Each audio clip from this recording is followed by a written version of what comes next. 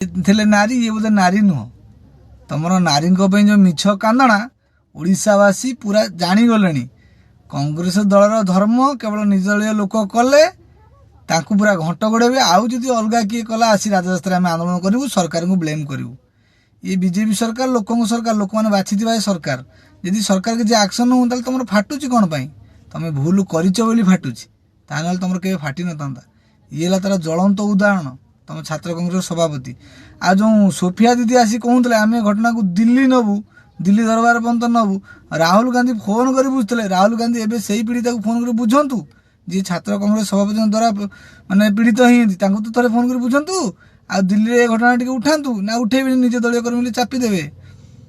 କୁଆଡ଼େ ଗଲେ ବାଦ୍ରା, କିଏ ଗେଣ୍ଡାଳିଆ, କିଏ ଚାମଚା ମାନେ? ଆଉ ପ୍ରତି ଟିକେ ମନ୍ତବ୍ୟ ରଖ ନା ଇଏ ନାରୀ ନୁହଁ ତମ ଦୃଷ୍ଟିରେ? ସେଥିପାଇଁ ତମେ ସାଇଲେଣ୍ଟ ରହିଗଲ, କାହିଁ ଗୋଟେ ଘେରାଉ ହଉ। ଗେଣ୍ଡାଳିଆ ଚାମଚା ମାନେ ତମେ କେବେ ସୁଧରିବନି। ତମେ କଲେ ଲୀଳା, ଆଉ ଯିଏ କରିବ କିଳା, ନାଇଁ କି?